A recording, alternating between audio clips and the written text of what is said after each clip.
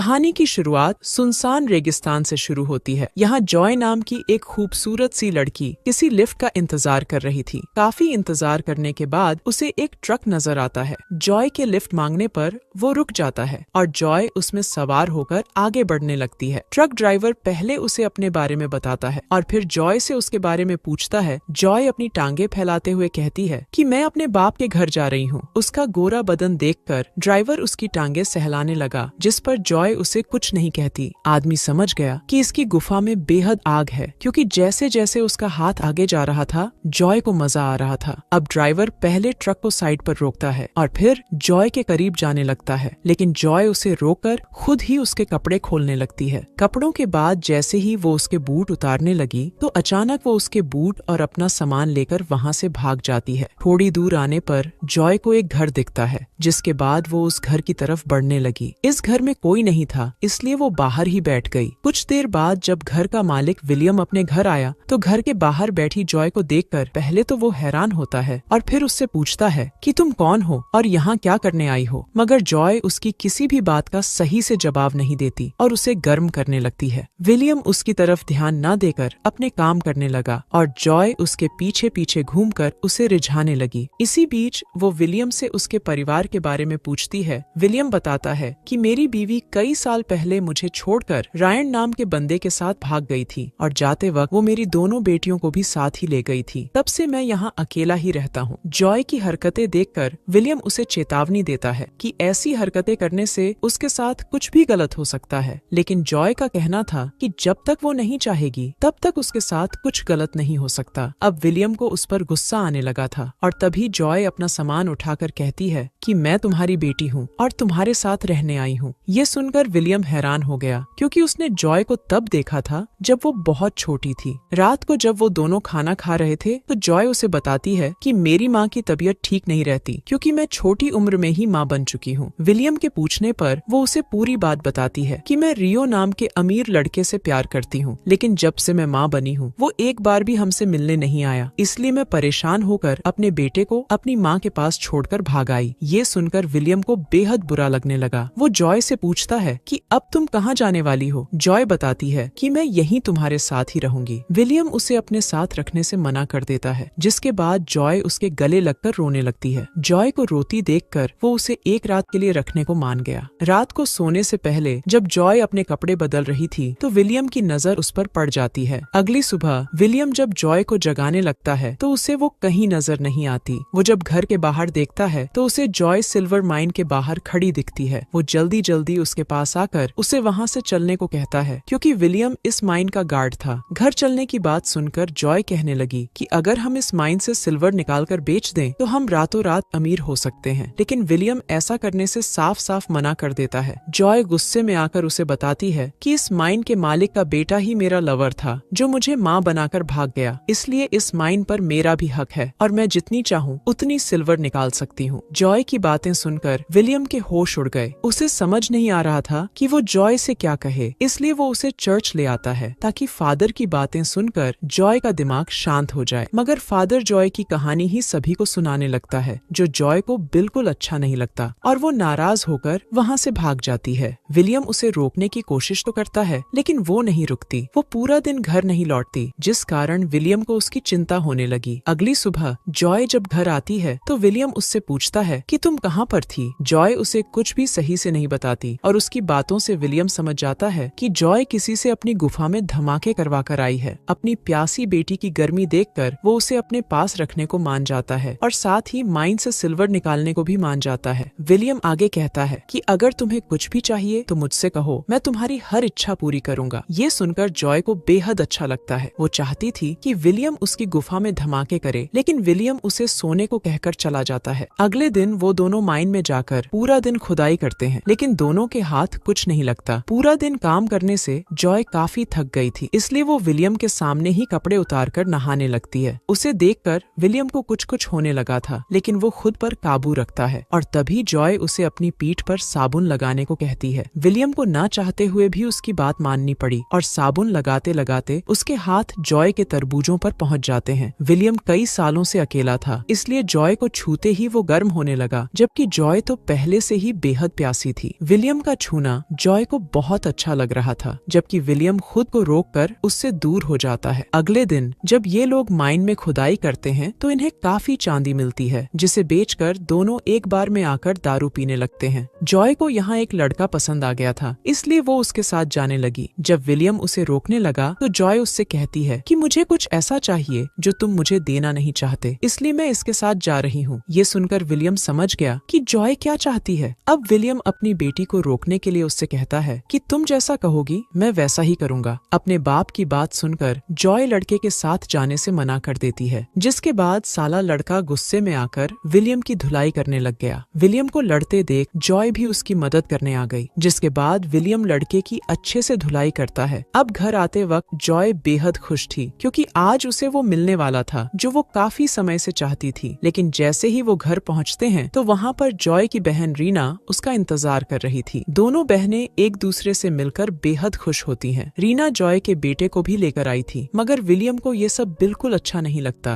रात को जब जॉय बच्चा संभालने के लिए उसे देती है तो वो उसके साथ खेलने लग जाता है, और इसी बीच उसकी नजर बच्चे के पेट पर बने एक निशान पर पड़ती है। उसके पूछने पर जॉय बताती है कि ये बर्थ मार्क है। तभी रीना जॉय को बताती है कि तुम्हारा लवर रियो तुमसे शादी करना चाहता है और वो कल तुमसे मिलने आ रहा है। ये सुनकर जॉय तो बेहद खुश थी, जबकि विलियम उदास हो गया था। अगले ही दिन रियो जॉय से मिलने आ गया। पहले तो जॉय उससे नाराज होने का नाटक करती है, लेकिन फिर जल्दी ही उसके मनाने पर मान भी जाती है। इसके बाद जॉय रियो की मुलाकात अपने पिता से भी करवाती है। रात को जब ये लोग शादी की बातें कर रहे थे तो विलियम को किसी गाड़ी के आने की आवाज सुनाई देती है। वो जल्दी जल्दी अपनी बंदूक निकाल लेता है। इससे पहले कि विलियम गोली चलाता, गाड़ी से रायन बाहर निकलता है। ये वही इंसान था जो विलियम की बीवी मारिया को लेकर भाग गया था। वो मारिया को यहाँ लेकर आया था क्योंकि वो बेहद बीमार थी और वो मरने से पहले अपने पूरे परिवार से मिलना चाहती थी। अगले दिन सभी लोग मारिया को दफना रहे थे, क्योंकि कल रात ही उसकी मौत हो गई थी। इसी बीच रायन को गायब देखकर विलियम को उस पर शक होने लगा और वो अपनी बंदूक लेकर माइन में आ गया। रायन सच में माइन में ही था जो खुदाई कर रहा था। जब विलियम रायन पर बंदूक तानता है तो उसकी नजर रायन के बर्थ मार्क पर पड़ती है। विलियम समझ गया कि जॉय के बच्चे का बाप रियो नहीं बल्कि साला रायन है, और यही सोचकर वो गुस्से में आकर रायन पर गोली चला देता है। अब जख्मी रायन उसे बताता है कि जॉय तुम्हारी नहीं मेरी बेटी है। ये बर्थ मार्क